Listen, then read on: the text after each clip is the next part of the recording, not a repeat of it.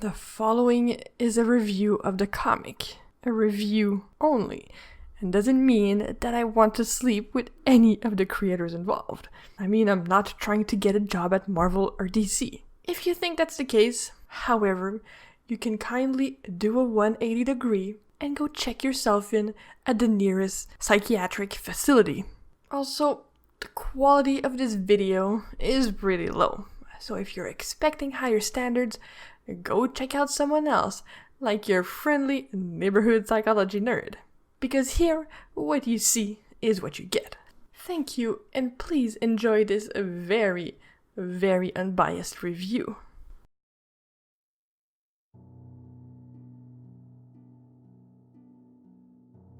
Hey guys, StarCraft here, and like I said before, we're in the final stretches of the Marvel Zombies. The one we're about to talk to you today is a little bit of a follow-up to both Marvel Zombies 5 and the prior one, Marvel Zombies Supreme.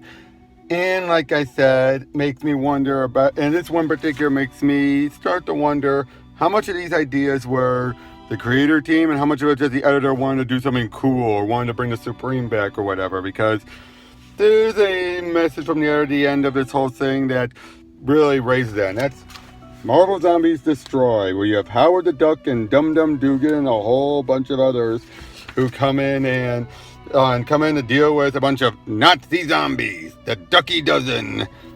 I'll get into what that is, but yeah. As we open up with Dum Dum is remembering his past. He's just wondering, or at least what he thinks of his past, but he's seeing a bunch of dead bodies everywhere. And I gotta say, the artist on this, what's his name? Micro Periferterici, I don't know how you say it. Also, the writer is returning Frank Morfino from the Marvel Zombie Supreme. But I gotta say, we see he's snapped out by Howard, and I gotta say, the artist, he does a great job at Howard. I mean, just look at that. That is a perfect Howard. That is completely perfect. He's a duck. He's still anthropomorphized and all that. And yeah. And so yeah, basically Howard is here to give him an offer to come and help him. Come in and help them deal with, Nazi zombies. And he blows a hole. You got one more fight left in you? Come on. Scenarios going to get much more dire than an enemy who wants to turn everything to ash and is halfway there with their own universe. So, yeah. After some convincing, soon we're back to armor again. As, yeah. I love how Dum Dum's like, sounds like it's just another typical threat. What? Don't you hear about what I'm saying about? It's the Nazi zombies.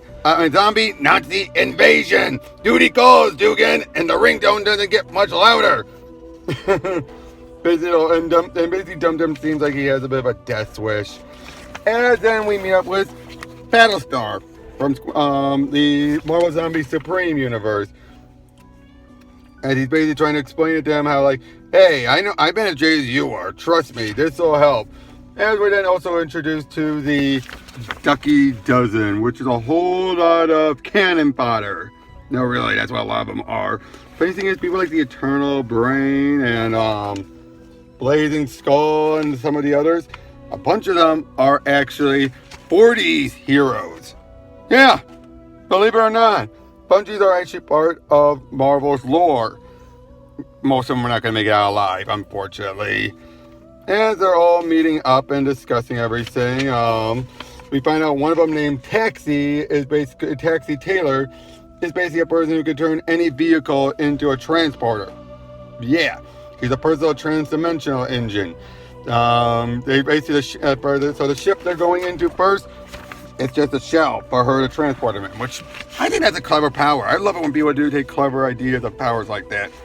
But yeah, they show up and are getting shot at. Look at this, a zombie Mount Rushmore. That is kind of funny. As they show up there, and unfortunately, some of the characters are already taken out. Like this one line guy, Gurr. Yeah, he's chomped. You already knew, and he changes quickly. This zombie virus mutates faster than usual. So of course they knock him out, and any other zombies on board they take out as well. But they end up crashing, and they meet up with the zombie invaders. Oh boy. Issue 2 then basically leads us to well, again, yeah, they're all going into battle and attacking, and like I said before, so many others will end up getting taken out or whatnot. Like for example, Dynaman, he goes in, and unfortunately, he's taken out pretty harsh by Zombie Namor, and yeah, again, the zombie virus here just acts so fast, faster than usual. It was not always like a bite. At least take a few moments, but here, no, it's an instant bite. Then we are introduced to the suffragists. Oh boy, made up of, I believe Miss America and, let me double check what the other issues say. Columbia, Libertas, Miss America, and Riveter. Riveting. Couldn't resist. As yeah, they are basically all in fighting. They make their way inside to the Mount. They make their way inside to the Mount Rushmore head, which is a headquarters. Let me say, I love it. They're in the eyes of the soulless. As they're basically then made up with some other people, and yeah. Hold on. Turns out, here's how it worked. Hitler had gone up to, was trying to reach Asgard.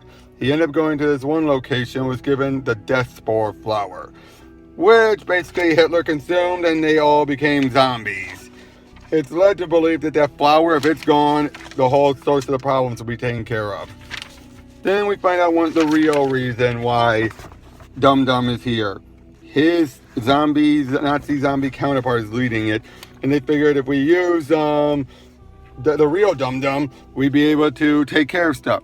Now, after issue 2, there was a bit of a hiatus, as Peter David would then come take on for the rest of the issue and the next 3 issues, which again kind of really gives a bit more into the notion that this was the editor's story more than anything, from what I understand.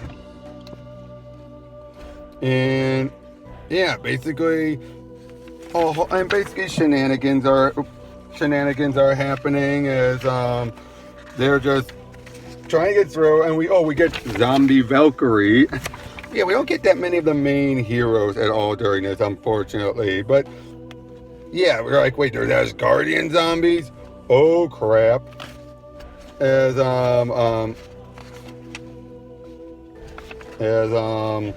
what?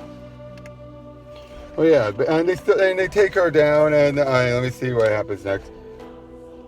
Oh geez, Columbia ends up she had gotten bitten, so she decides to take herself out.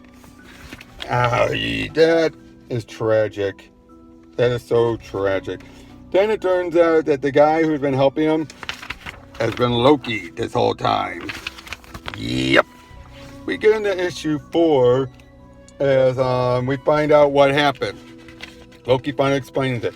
He was the person who gave Hitler the death flower. And his whole point was hoping that, they will come, he was hoping that the zombies would attack, Thor would come down, either die or Odin would have reacted. But, he would have chastised Thor for letting things get so bad. But it turned out Odin decided to go down himself.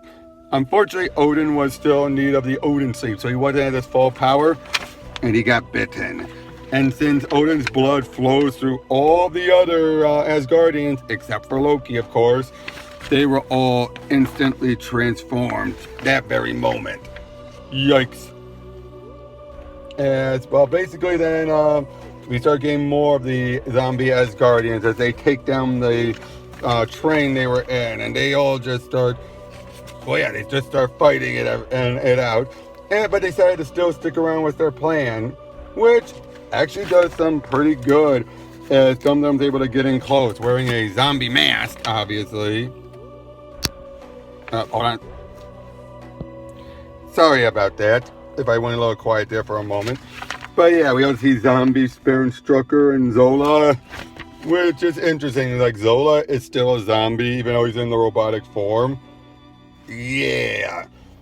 As everyone goes charging in, we get some more of the people chow down and everything.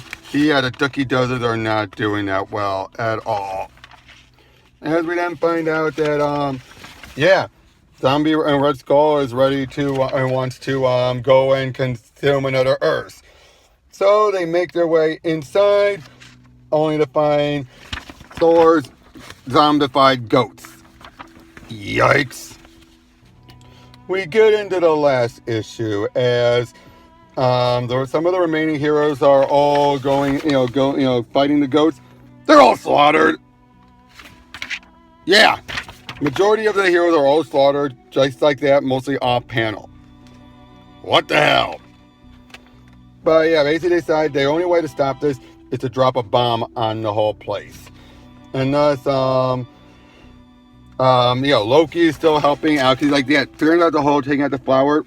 Nope, that was all bogus.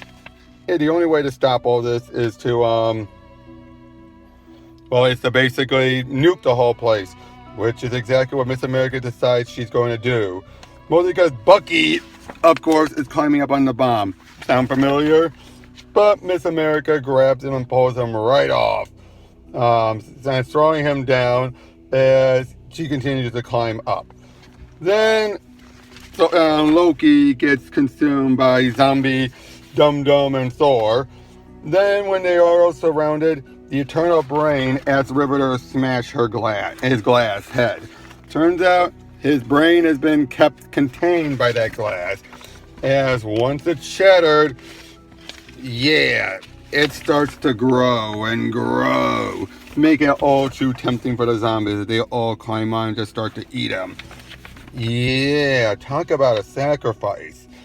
They make their way into a refrigerator that Taxi could use, and inside was the chewed up remains of Captain America. Yeah. Turns out the Red Skull have been eating him bit by bit for the longest time. Then we get Miss America doing the whole Doctor Strangelove thing, but in this case a bit more patriotic as she's saluting as she's riding the nuke back down. Dum Dum and Thor are taken out in the blast, and thanks to Taxi, they're all able to make it back home. So everything's safe and sound. Riveter's going to stick around because she has nothing else left to go back to. But then we get another, much like Supreme, we end with a cliffhanger of there's still a zombie. In this case, Zombie Cap wakes up. Now, of course, he's mostly been chewed up and everything. There's not much he can do, but we never get this resolved. But yeah, at the very end of this, we get the editorial saying, and thus ends another thrilling installment of Marvel Zombies. As a huge horror nerd and zombie fan, it's been an absolute dream to have worked on this project. And then he thanks everyone, and he says, for weathering a crazy schedule, illness, pestilence, and plagues to get this book out. Sometimes when an editor is as close to a project as I was on this, they can get a little overzealous. To that end, I like to particularly thank Mike and Irene, which I believe were, where's the... Okay. Mike and Irene were the editor and cover artist. Basically, yeah, he kept on having all these different designs for it all. Riveting. But yeah, this sound makes it seem like that letter from the editor makes it seem like this was more his idea. And that, didn't want to play ball. It makes me wonder how much of Marvel Zombie Supreme was that way. But overall, I liked it. It's different. It's not uber spectacular, but for what it was fun. Now, tomorrow, I know I said we were done with the Hunger Gospel, and for the most part we are, but we got one more to go. One more from the Hunger Gospel, one more for Fred Van Lente, as we go in, we get the Marvel Zombies Halloween one-shot. See you guys then.